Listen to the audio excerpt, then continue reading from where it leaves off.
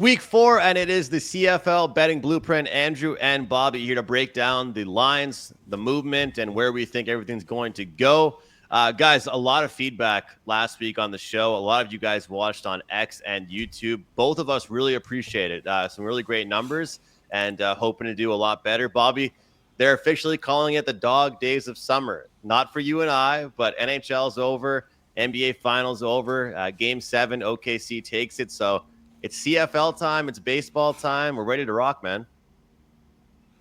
Yeah, it's definitely a great time, and this is still one of the only leagues you can still have an edge on out there. So I know it doesn't sound great from somebody who went 0-3 last week. I'm statistically the worst CFL bettor on the planet if we're just looking at last week. So maybe I should have posted a video in a sweater late at night saying, "Oh, I'll study harder for this week," but like, no, that's not real.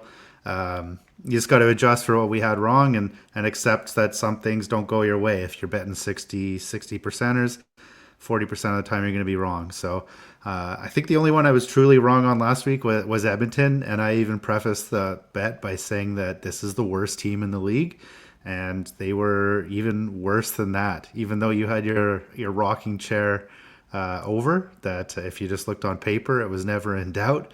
That's one bad team in Edmonton, and I'm not looking forward to having to deal with them again, especially first on the list here. Yeah, I mean that over was nice, but I'll tell you what, the BC one hurt. I've done really well long term with the big bets and best bets at Wager Talk, whether it's 4% or 5%. Lost that one, and I told you I was messaging you because I was out, didn't get to watch the game.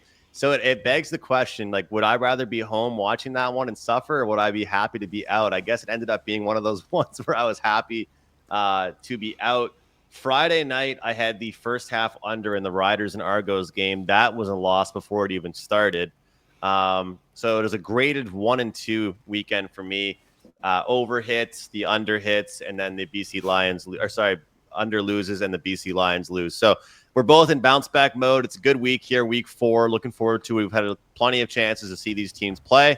And Bobby, the unfortunate part is we got a ton of injuries to go over. But as you and I always say, in the betting world, there's money to be made sometimes when there are injuries throughout the league a little bit. So let's take a look at the numbers here.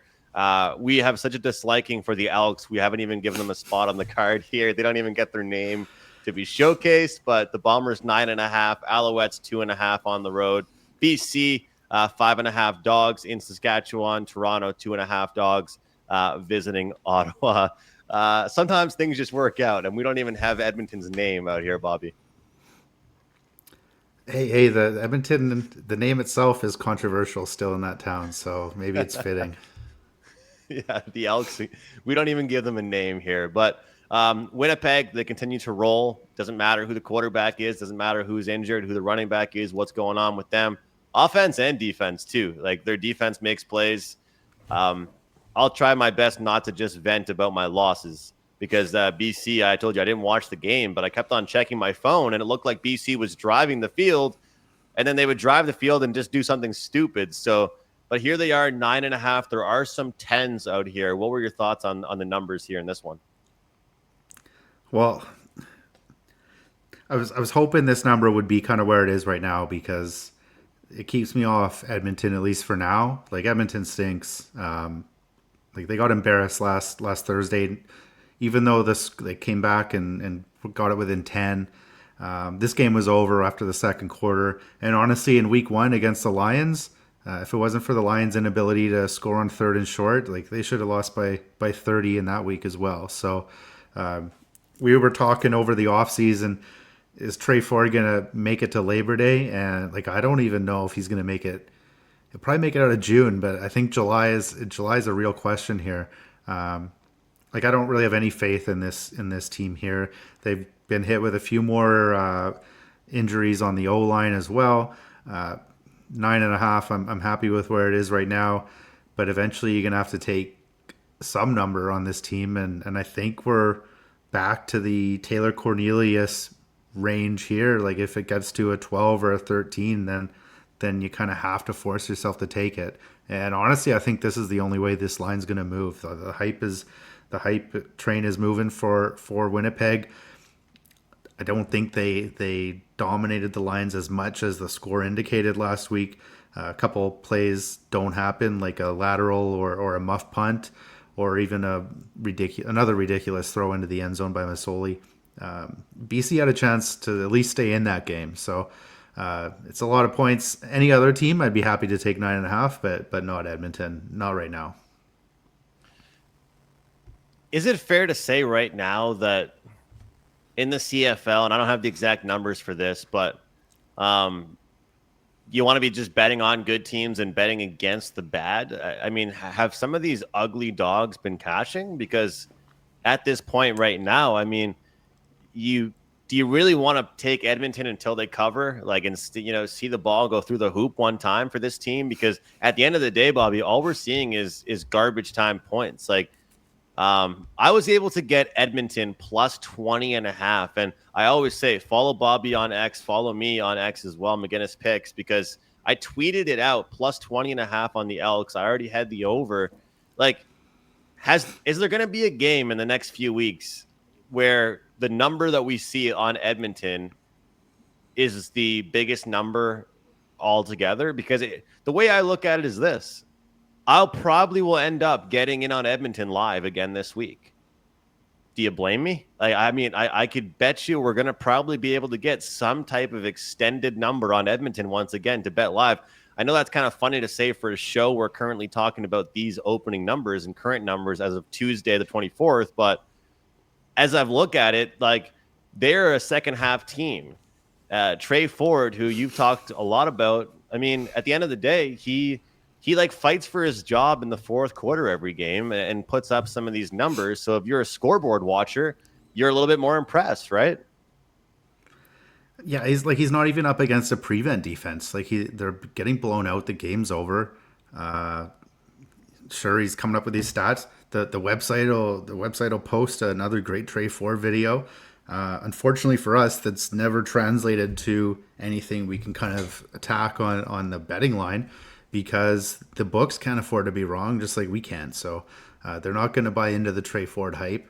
Like, I don't think you wait for something here, because then we're doing what we kind of did with the Red Blacks last year and see they win. Oh, maybe they're good. No, they're not. So I think you just have to, like, trust a number. Like, if they're putting up ridiculous spreads like 14s, 15s, like they were for Cornelius, like, they're not.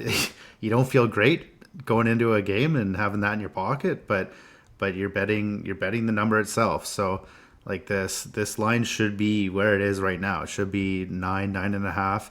Eventually, when you get into the teens, the numbers stop being as important, but there eventually is going to be a point of resistance where you have to say, like, I'm back in Edmonton at 12 or 13, and you did it at 20.5. So the numbers do exist, whether they're pregame or in game. Yeah, the total being at 50.5 here. Like, if I asked you this, what would you feel more confident in? Betting Edmonton over 20.5 team total, or taking the plus 9.5? What would you feel more confident in? And I'm not saying that's the team total. I haven't checked. I haven't seen it. But obviously the score is looking like somewhat of a 30-20 type of score line, right? I think you'd be taking a team total, because Winnipeg might just take the fourth quarter off, right? That's what Trey Ford had 24 points in the fourth quarter last week. Yeah, exactly. Well, I said last week on the show, and it's nice to be right about that. Like, I wasn't right about the BC side, but when you're liking Edmonton in some way, shape, or form at this point in the season, guys, you might as well just take the over. You know, I don't really expect many things to change, but at the end of the day, too, though, if I do think that Winnipeg's going to carry the bulk of the scoring, I wouldn't actually talk anybody off looking at Winnipeg first half here. I really wouldn't, because, you know, if you can get a -4.5, a -5, or, you know, it's depending on what the number is, we'll see what we can get. But if we can get like a minus, I think that this is going to be one of those games again where we see Winnipeg control the clock, control possession, get up early, use their run game. And if we see anything impressive from the Elks, it'll be in the second half once again. So we'll see where the scoring comes from. But one thing about the CFL, and I know you're not a huge total better, Bobby, but you just said it. You're going to get that garbage time. You're going to get some late touchdowns. Sometimes we'll see a pick six late in the game. So, if you, that's why I like betting first half unders if I'm betting an under in the CFL, because a lot of times you will see some garbage time points that mean nothing for each team. So maybe look towards Winnipeg first half. I wouldn't talk anybody off some overs, but my final thoughts are this. I'm not betting at Winnipeg, or sorry, I'm not betting Edmonton at this number. I don't care what it is. I mean, and make sure you shop around, guys, because there are 9.5s. We've seen 10.5s, and I think I even saw one book flash an 11 for about a few minutes. So just make sure you're constantly betting the best number you possibly can. That's for sure. All right, guys, we got a handful of you here with us right now on X. Appreciate you all being with us. This gets posted afterwards to the Wager Talk YouTube channel as well. So helps us out if you hit up the YouTube channel, hit the like button on that. If not, just retweet or like or comment. Let us know what you guys are thinking here on X. But Bobby and I are here every week, all throughout the summer, Tuesdays, middle of the afternoon on X, posted later to YouTube. So really appreciate all of you guys with us here. And, whether win or lose, we're trying to get you guys on the best number you possibly can. And Bobby, I think we've done a pretty good job of that so far. Obviously, you've seen the jokes about the CLV trash can. It only matters if you actually win the bet. But we're going to try and get people on the right page. So 165 people here in the middle of the Tuesday. We appreciate it. But moving on to the next one, Alouettes and Hamilton. We got to shout out Bobano, Ian Cameron. He says that bye week ain't helping anybody pretty much. Hey, appreciate this one. Locke Bresner. First half is -6.5 for Winnipeg. Yeah, I wouldn't talk anybody off that, honestly. Like, you get me 6.5. That's probably as far as I would go. But up until we see something from Edmonton, Bobby, would you say at this point Edmonton's just a second half team, or do you think they can hang around? For sure. And Winnipeg honestly is tends to be a first half team, especially a first quarter team. They're like the early 2000 Rich Gannon, John Gruden Raiders, where they have their first play scripted out, and almost every time it's a touchdown off the bat. So when they were in BC over the weekend, 7.5 minutes off the clock, up 7-0. It's pretty automatic, especially you get like, I don't know, BC played well. Edmonton's defense hasn't really proven themselves this year yet either. So yeah, I wouldn't want to do anything with Winnipeg in the second half, just because they're likely going to be up big, and Trey Ford's got to get his shit in, as they say in pro wrestling, for Locke Bresner here. And I keep telling you guys, I don't really live bet sports anymore. I've really settled down. Live betting was really hurting my bankroll. CFL is one sport I will live bet if I get the right number possible. All right, Bobby, I was shouting out Bobano because he said a bye week is not going to help Hamilton. Well, 2.5 probably indicates no Davis Alexander, at least for right now. But you and I are both on the same page that we think this number will not remain being the same. I know I got to shout out Teddy Covers, Teddy from Wager Talk. Everybody knows Teddy. He does the opening line report every Monday. It's a really, really popular show. And they do an emergency betting alert. They have like a really cool graphic and a noise that they do. And doodly oop. Yeah, the doodly oop. There you go. And that's what it would be for Montreal right here. I mean, -2.5 on the spread, -140 money line, whatever it might be, because I don't care if Hamilton had 8 weeks to prepare for this game. This 2.5 number, whether it's MBT or whether it's Davis Alexander, doesn't matter to me. Yeah, I got a taste of how bad Hamilton is a couple of weeks ago when I joined you on them as well. So like this opened at 1.5. It kind of looked like it was a question on Davis Alexander, or as the CFL calls him, Alexander Davis. We thought that the DNP yesterday at practice might not have been 100% injury related, but he's out again today. So looks like this is MBT. And honestly, this is the lowest drop off from a starter to a backup in the league. You actually can't count Edmonton because their drop off is negative if they went to their backup, who's actually way better than Trey Ford. So whoever starts for Montreal here, like this, Montreal is.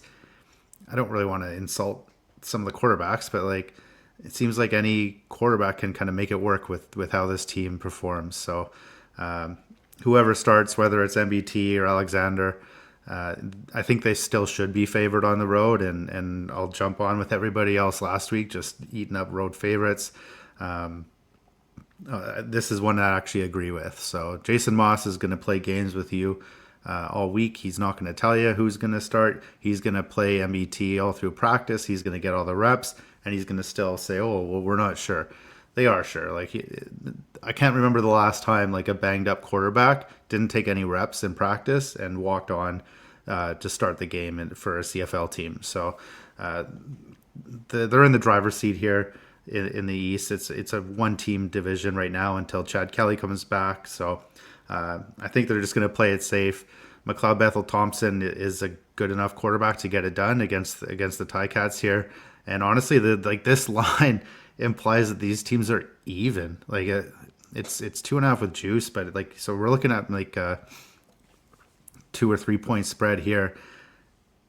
If you take away home field, like Hamilton's not that great. They've actually been pretty terrible at home the last couple of years. But if you take away the home field advantage, like this, are we going to say Hamilton and Montreal are even with MBT as quarterback? So I think that's just the thing. You got to be all over. Yeah, go ahead. This is the thing, Bobby. I was saying earlier that middle of July, early August, this is like a typical CFL betting situational spot that I love, right?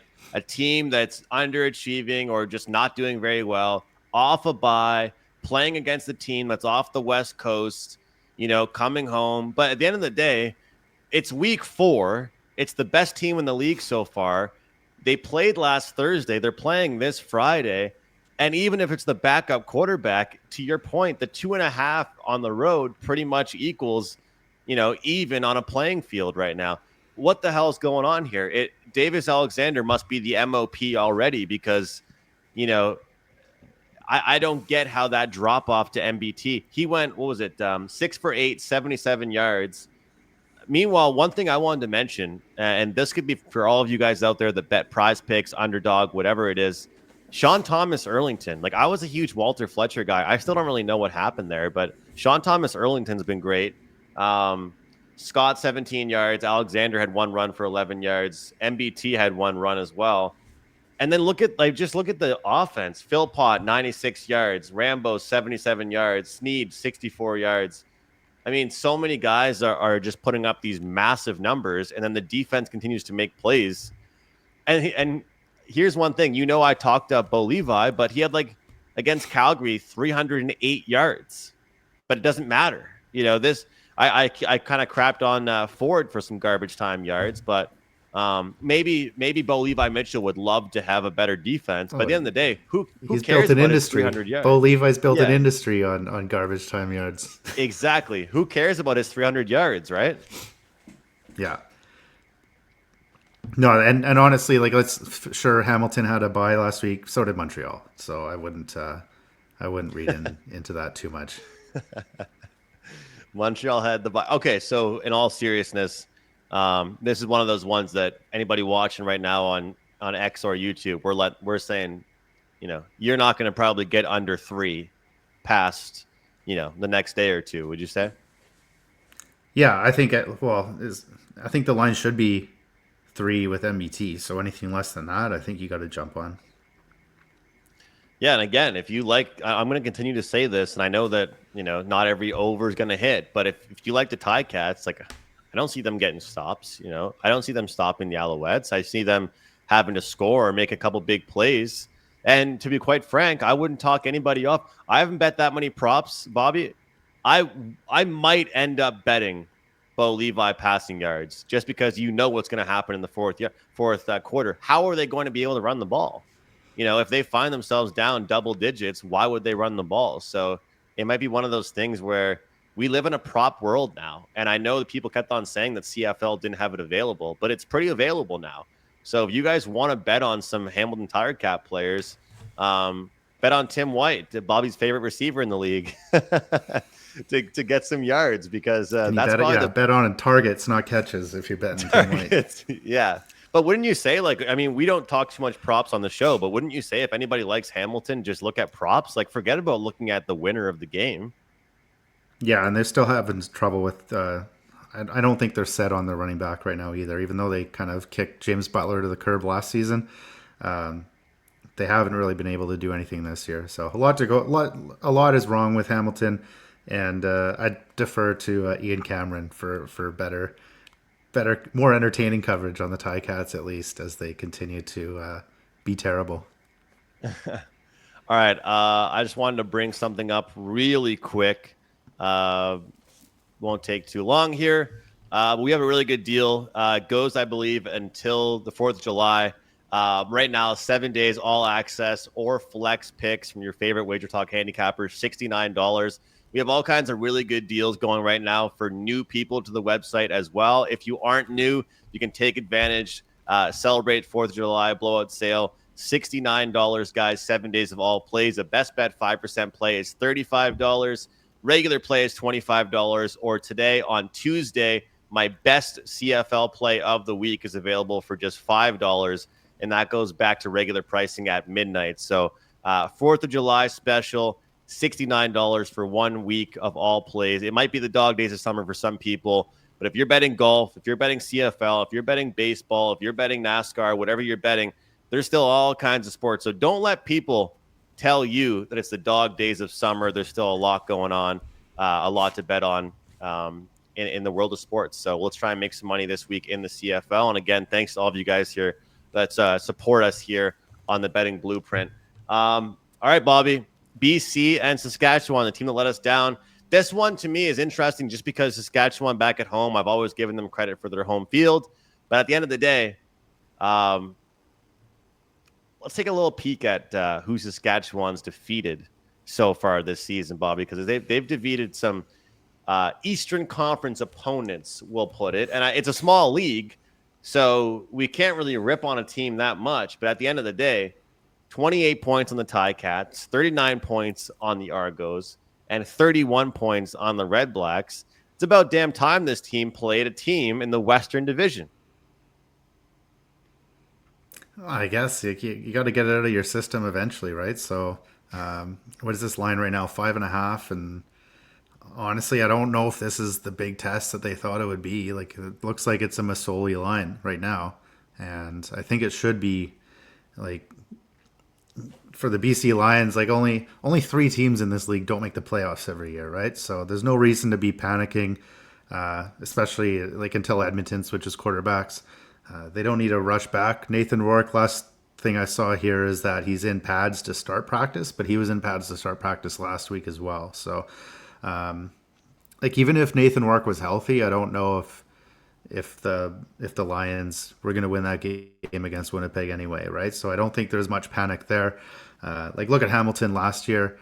Like their season was over in July, and with like 2 weeks to go, I think the CFL was still touting like, oh hey, like everybody's still in for the playoffs. Like nobody's been eliminated yet. So I don't think there's any reason to switch off of Rourke here. There's plenty of slander thrown against Masoli mid-game over the weekend. Like he's not good enough to be a starter in this league right now, but he's definitely not worthy of all the hate he was getting. He was put in against one of the best passing defenses in the league, and you know who doesn't have a good pass defense is the Saskatchewan Roughriders. So, like you mentioned, they got lit up by Drew Brown in week 1. Bo Levi got his Bo Levi numbers in the second half against him in week 2, and then Nick Arbuckle moved the ball fairly easily against them last week. So I don't think many people thought 32 points out of a Nick Arbuckle Argos team was possible, but they did it pretty easily. So I don't think it's going to be that much harder for Masoli. I think Masoli is pretty comparable to Arbuckle. I'd argue he's probably better than Arbuckle. So this line where it is right now, I don't know if there's much value, but if this goes to like a 7 or even a hook, like I'll be on the Lions with Masoli. We'll keep an eye and see if Rourke does take first reps today in practice. And then if he's doing that, then I'm taking this number all the way down to a field goal probably. So taking the dog. Yeah, you take the points with the dog, despite what most of the CFL media says. You lay points if you're the favorite, and you take the points if you're the dog. So there's also a small chance here that it could be like Chase Bryce. That would be kind of a bigger question. Maybe the number I'd feel more comfortable would be closer to like an 8 or a 9 if he's in there. So plenty of questions for the Lions. And then I just saw today, because there are plenty of reporters that go to Riders practice, that Trevor Harris didn't dress for practice today either. So hopefully that's just like maybe some TB12 day that he's taken. But if he's not going, the drop off to Jake Mayer there, it's not as dramatic too. So as it used to be, they're not going to Shea Patterson or Mason Fine or Jake Dolagala anymore. They have a legitimate backup to go to as well. So depending on those moves, depending on who practices today, tomorrow, we're gonna have a better picture, and I'll probably be giving out a pick probably by tomorrow afternoon on either side. Sounds good. Yeah, it's definitely one of those ones where, I mean, if it does end up being Rourke and you get in at 5.5, that's going to be an absolute blessing. Not to mention that plus 190, Bobby, for this team to win outright. You talk about the Harris injury, or maybe it's just precautionary. Again, they're 3-0. If Saskatchewan starts their season off winning 3 of their first 4 games, does anybody out there think they're not going to be happy about that? Obviously this is a home game, and I keep mentioning, I think, like, look, obviously BC as well, but Saskatchewan, they love it at home. I spent a lot of time with somebody this year talking to there that was from Saskatchewan, and all I heard from her was about how passionate they are about the Riders, the pregame that they take. I heard some funny stories about the Roughriders and those fan bases, the fan base. So I know they're really passionate, but at the end of the day, whether they're resting Trevor Harris or whatever the deal is, I think that, if we think we're getting Rourke, if there's a good chance we're going to get Rourke, or even if we're going to get Masoli a chance to bounce back, 5.5 is a good number here, I think, to look at it. I'll be looking at BC's team total as well in this one. Let's give credit to Winnipeg's defense as well. I mean, there was a lot of shit that went down for BC that they're not going to be happy with, but Winnipeg does have a good defense. Saskatchewan, as you mentioned, second last in the league, 305 yards against in the passing department per game. Only one team worse than them. Ding, ding, ding. You guys all guessed it. The Elks, 325 yards allowed per game. But you know who the best team is passing defense-wise in the league? The BC Lions. They give up 191 yards through the air per game. So that should work out pretty well for them, no matter who ends up being the quarterback in that one. So this is one of those ones where you got to do the Yanni the Greek sprinkle, plus 190 right now if you do like them. Total's 51.5. I'm going to stay off that one, but I have a feeling if BC comes to play, we're going to see. The funny thing is, like, not to spend too much time on it, but that receiving core. Let's look at because I thought this was kind of interesting. So they only put up 14 points last week, and as I mentioned, Bobby was kind of giving me some messages on how the game was going. You told me that it really wasn't as ugly as it looked. If we don't look at the score for a second, and I told you, hey, you know what? Masoli had 281 yards. McInnis had 94 yards. Hatcher had 92. This team, they had 3 guys reach over 50 yards receiving, 2 of them in the 90s. McInnis caught 9 balls. Their receiving core right now is gelling. Like, Justin McInnis is off to another great start. This weekend, I'm going to have my jersey on. Shout out to Rob Braley for getting me that jersey. It's pretty perfect. Not a lot of people spell the name the same way I do. So we'll see how that number moves. All right. Last and probably the least, Argos and Red Blacks. Your thoughts here on this one?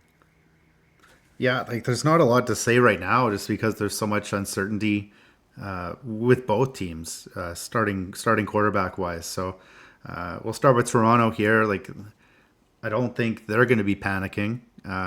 Chad Kelly still hasn't played a game, but Nick Arbuckle played fairly well against the Riders. Like, they had a good chance to win that game by the end of it. So and hey, like they're only one game out of second place in the East. So I don't think there's too much panic there. It's another week of watching the Argos practice. All eyes should be on it. You have a former MOP quarterback who's questionable whether he's starting this week or not.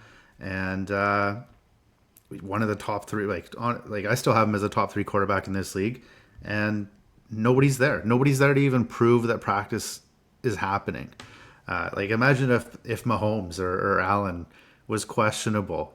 And nobody went to practice. Like it's pretty ridiculous. It's just another keep it unreal sort of moment for this league. I think we just kind of have to assume that it's Arbuckle and then wait for it to be verified when like the intern inputs it into the CFL website here. So like plenty of questions in Toronto. There's questions in Ottawa as well. I don't think it's that important though. So like I think the starting quarterback for Ottawa, Drew Brown, is likely coming back. So if he takes first team reps this week, I think you have to jump on this number. Anything three or less for Ottawa with Drew Brown against Nick Arbuckle, I'd recommend for sure. So the only thing I'd say about that again is limit your bet size, just because we saw even this week. I always say they don't know how to play from behind, and this week, fourth quarter decision making, they prove they don't know how to play from ahead either. So I think it's Ottawa or nobody this week, but again, like limit your bet size on this team. It's extremely dangerous, and honestly, I would only leave it to the pros to be putting money on the Ottawa Red Blacks still. So again, I don't think it's going to be Kelly. You have to assume it's Arbuckle until somebody tells you otherwise. And if it's Drew Brown, I think you take this number. If it's Dustin Crum, I think you stay away from it. I think the number is right where it should be. Ottawa slight favorite at home against still like a pretty ineffective Argos team, despite what Saskatchewan's defense made them look like. Well, I got to ask you, I mean, is it time for us to talk more negatively about Toronto's defense than even their offense? Because a lot of talk right now is about Kelly and Arbuckle and those guys from a lot of people. But at the end of the day, look at the numbers they're giving up to everybody they face. Yeah, and last week, like McInnis was out. He's a huge leader for that team. Couple big injuries in the linebacking core for the Argos. This whole Argos team is not only were they picked apart in the offseason, they're pretty beat up this year, but they were beat up last year, and they still managed to put up a pretty good fight once Kelly came back. So like a lot of things, like I don't think the expectations are that high for the first half of the season for the Argos, and they know like they play in a joke division where you can't figure out which team is worse between Ottawa and Hamilton every year, and like you kind of just got to play 500 to get a home game in the playoffs in the East. Yeah, at the end of the day, they're winless. They're winless. If Drew Brown comes back with the weapons that they have, I've talked about it with Hardy, with Lewis, with some of these guys that they have. I mean, I can't put my money on the team that hasn't won a game yet at pretty much a price that I'm willing to say is just win the game type of number here. So we'll see what ends up happening here with Toronto. We'd be remiss if we didn't mention this, because I know on the Football Frenzy with Ian, we're going to hear his rant. He loves the media address stuff, and everybody, not just one coach, multiple coaches ripped apart the Argos, which makes me think this is 52.5. And I told you, I went down in flames with an under on the Argos last week. It was like over. I was driving home from somewhere, and the first half under had already lost before I got home. Watch out for this under 52.5. It's the highest total on the board. I know it's high for a reason. Wouldn't shock me. And I know Ottawa's got weapons and talent. Wouldn't shock me to see Toronto keep it simple, run the ball. I mean, again, from where I'm sitting, if the coaching staff is mad at players, they should be more mad at the defense, because how much pressure are you giving your quarterback if every time he goes out there, he has to score, not even just play chess and move field position because the defense has been that bad. So we'll see how this line moves, but a lot of interesting numbers. We got 2.5s, a 5.5, and of course the team playing the Elks is always close to double digits, and it's only week 4.